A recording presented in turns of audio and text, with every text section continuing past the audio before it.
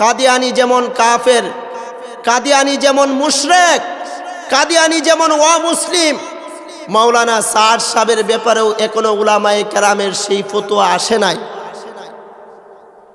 হয়তোবা অচিরেই আসতে পারে সাদ সাহেবের ব্যাপারে, কিন্তু আমরা উলামায়ে কেরাম যারা হক্কানি উলামায়ে কেরাম, আমরা যারা দারুল উলুম দেওবন্দের উসুল মানি এবং দারুল উলুম দেওবন্দের উসুলের অনুসরণ করি, আমরা বলতেছি যদি মাওলানা সাদ সাহেব তিনি যদি ফিরে আসেন, তিনি যদি রুজু করেন, তাহলে আলহামদুলিল্লাহ আমরা উনাকে পূর্বে যেভাবে সদরে গ্রহণ করেছিলাম, আবারও আমরা এই মিডিয়ার মাধ্যমে সমস্ত সাদপন্থীদেরকে বলতে চাই, তোমরা যদি তওবা করে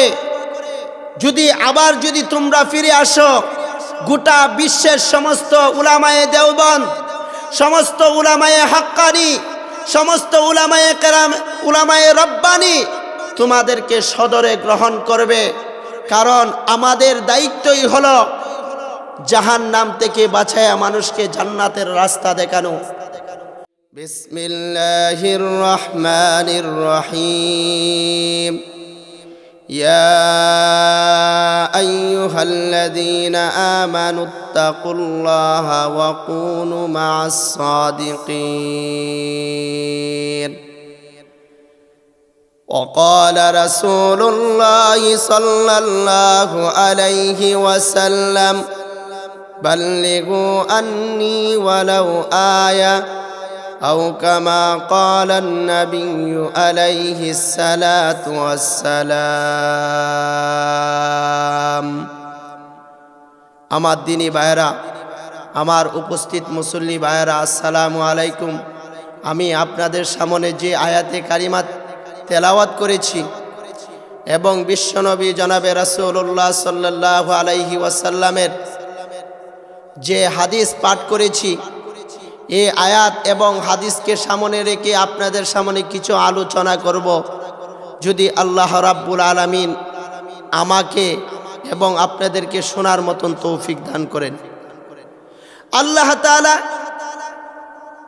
আয়াতে কারিমার ভিতরে আল্লাহ তাআলা ঈমানদারদেরকে সম্বোধন করে বলতেছেন, ইয়া আইয়ুহাল্লাযীনা আমানুত্তাকুল্লাহা, হে ঈমানদারেরা, হে মুমিনেরা, হে বিশ্বাসীরা, যারা আমি আল্লাহর প্রতি ঈমান এনেছো, যারা আমি আল্লাহকে বিশ্বাস করো, তোমরা আমি আল্লাহকে ভয় করো।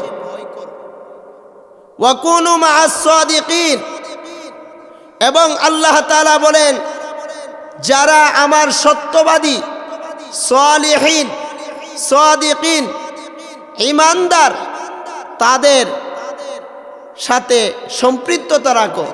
ওয়া কুনু মা'আস সাদিকিন।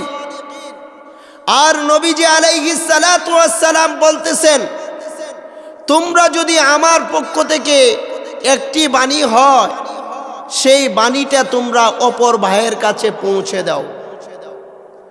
আমি আজকে যেই বিষয়টা নিয়ে আজকে আপনাদের সামনে আলোকপাত করব, আলোচনা করব, এই বিষয়টা হচ্ছে, আমরা তো সবাই ঈমানদার দাবি করি।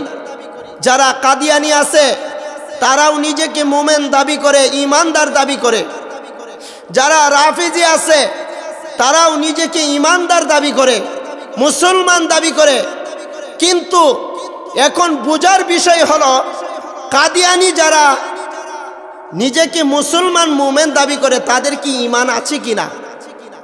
তারা কি আসলে প্রকৃতপক্ষে আহলে সুন্নাত ওয়াল জামাতের আকীদা অনুযায়ী এবং কোরআন হাদিসের অনুযায়ী এবং উলামায়ে হক্কানি, উলামায়ে দেওবন্দের ফতোয়া অনুযায়ী, মাসলা অনুযায়ী তারা কি আসলে মোমেন মুসলমান কিনা? আপনাকে আমাকে সেই বিষয়টাই ভালো করে জানতে হবে। আজকে আমরা মুসলমান দাবি করি, কিন্তু আমরা সঠিক রাস্তা কোনটা, সাহাবায়ে কেরামের রাস্তা কোনটা, নবী আম্বিয়া আলাইহিস সালাতু ওয়াস সালামের রাস্তা কোনটা, দেওবন্দি উলামায়ে কেরামের আকীদা কি, আহলে সুন্নাত ওয়াল জামাতের উলামায়ে কেরামের আকীদা কি, জমহুর উলামায়ে কেরামের ফতোয়া কি, আমরা সেই দিকে কনকপাত করি না। বিশ্বের সমস্ত উলামায়ে কেরামের ফতোয়া হলো কাদিয়ানীরা কাফের ও মুসলিম। কাদিয়ানীরা তারা ঈমান নাই, কারণ যারা নবীজি আলাইহিস সালাতু ওয়াস সালাম বলেন আনা খাতামুন নাবিয়্যিন লা নাবিয়্যা বাদি, আমি হইলাম সর্বশেষ নবী, আমার পরে কিয়ামত পর্যন্ত আর কোনো নবী আসবে না। নবীজি আলাইহিস সালাতু ওয়াস সালাম অন্য হাদিসের মধ্যে এই কথাও বলেছেন লাউ কানা বাদি নাবিয়ান লাকানা উমারু নাবিয়ান, যদি আমি নবীর পরে কিয়ামতের আগে যদি আল্লাহ কোনো নবী পাঠাইতেন তাহলে সেই নবী হিসাবে আল্লাহ তাআলা হযরতে উমর রাদিয়াল্লাহু তাআলা আনহুকে পাঠাইতেন। আমার আলোচনাগুলি আপনারা কি ভালো করে বুঝতেছেন ভাইরা? ভালো কইরা বুঝেন। আজকে আমাদের আকীদাগতভাবে সমস্যা আছে। আজকে একটা সম্প্রদায় এমন হয়েছে যারা নিজের আমিরত্ব নিয়ে, নিজের আমিরত্বের জন্য আজকে উলামায়ে কেরামের সাথে বিদ্বেষ পোষণ করতেছে। জমহুর উলামায়ে কেরাম এখনো সেই ফতোয়া দেয় নাই। কাদিয়ানী যেমন কাফের, কাদিয়ানী যেমন মুশরিক, কাদিয়ানী যেমন অমুসলিম, মাওলানা সাদ সাহেবের ব্যাপারেও এখনো উলামায়ে কেরামের সেই ফতোয়া আসে নাই। হয়তোবা অচিরেই আসতে পারে সাদ সাহেবের ব্যাপারে, কিন্তু আমরা উলামায়ে কেরাম যারা হক্কানি উলামায়ে কেরাম, আমরা যারা দারুল উলুম দেওবন্দের উসুল মানি এবং দারুল উলুম দেওবন্দের উসুলের অনুসরণ করি, আমরা বলতেছি যদি মাওলানা সাদ সাহেব তিনি যদি ফিরে আসেন, তিনি যদি রুজু করেন, তাহলে আলহামদুলিল্লাহ আমরা উনাকে পূর্বে যেভাবে সদরে গ্রহণ করেছিলাম, আবারও আমরা এই মিডিয়ার মাধ্যমে সমস্ত সাদপন্থীদেরকে বলতে চাই, তোমরা যদি তওবা করে যদি আবার যদি তোমরা ফিরে আসো, গোটা বিশ্বের সমস্ত উলামায়ে দেওবন্দ, সমস্ত উলামায়ে হাক্কানি, সমস্ত উলামায়ে কেরাম, উলামায়ে রব্বানি তোমাদেরকে সদরে গ্রহণ করবে। কারণ আমাদের দায়িত্বই হলো জাহান্নাম থেকে বাঁচায়া মানুষকে জান্নাতের রাস্তা দেখানো। আমরা চাই না মুসলমান দাবি করার পরেও তুমি জাহান্নামে যাও। আমরা চাই না মুসলমান হওয়ার পরেও তুমি নবীদের সাথে গুস্তাকি করো। আমরা চাই না মুসলমান হওয়ার পরে দাও সাহাবায়ে কেরামের সাথে গুস্তাকি করো। আমরা চাই না তুমি মুসলমান হওয়ার পরে দাও উলামায়ে রব্বানি, উলামায়ে হাক্কানির সাথে গুস্তামি করো। নবীজি আলাইহিস সালাতু ওয়াস সালাম অন্য এক হাদিসের মধ্যে বলেন কুন আলিমান আও মুতাআল্লিমান আও মুঈনান আও মুহিব্বান ওয়ালা তাকুন খামসা লাহু।